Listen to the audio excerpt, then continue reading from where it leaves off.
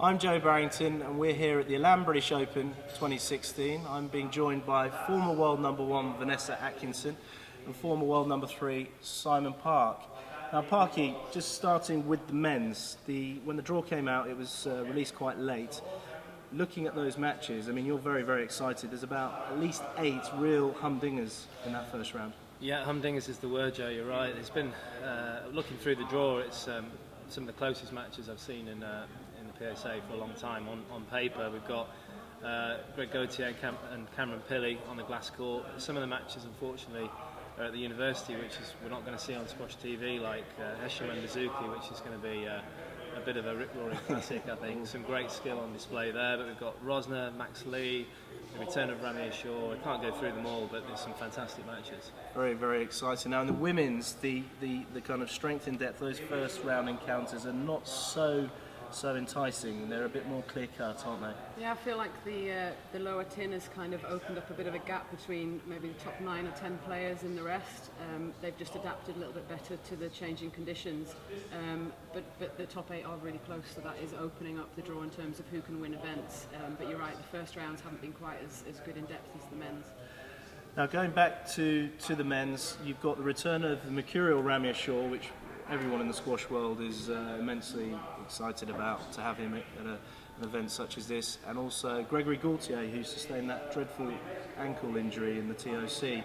Defending champion Mohamed El Shabaghi is on tip-top form, so the big guns are really in there.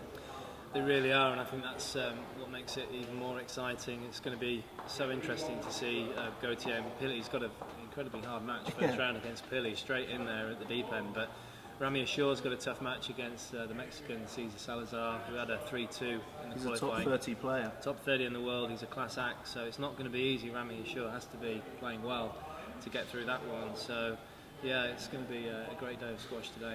And then in the women's, we've got Camille Serme, who came out of nowhere really in the last event, the last British Open to win it. She's defending champion. Nicole David is now coming back into form. I think she's adjusting probably to the lower tin, as you said, but there's the younger Egyptian players as well as Raneem El Walili that are in it. So, and sorry, Laura Mazzaro, who's defending, who is actually defending her number 1 position, first time on home soil. She's won this event previously before. So I mean, everyone's coming into it on the women's as well. Yeah, well, I think you've named there's possibly 4 or 5 that I could realistically see winning this event, with 2 or 3 players that are sort of outside bets, but could also certainly upset the seedings. Massaro and Serme would actually meet each other in the semi-finals, so that could be interesting if things go to seeding. Serme hasn't backed up that win at the British Open in terms of winning another World Series event, but obviously coming back to somewhere where you've had that kind of success can be quite special. So, you know, she's certainly capable of doing that. Yeah, and guys, I'm going to put you on the spot. Parky, who's your pick in the men's for this event? Well, I'm going to go with the number 1 seed.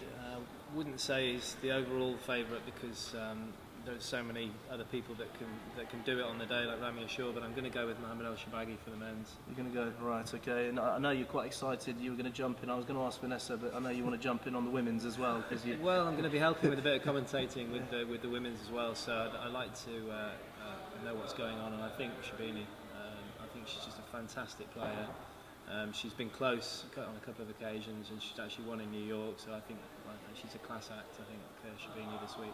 Okay, and Vanessa, your pick for the women's? Well, it's tight. I mean, it's more open than it's ever been, but unfortunately I'll have to agree with Parky. Shabini's she's been outstanding, particularly this year. She's made 3 of the last finals, made the final at the last 3 World Series events that she's played. She missed Hong Kong. Won it to UC, obviously that was a big breakthrough for her, and she just seems to be improving every time I see her play. So she'd be my pick, but it's very marginal.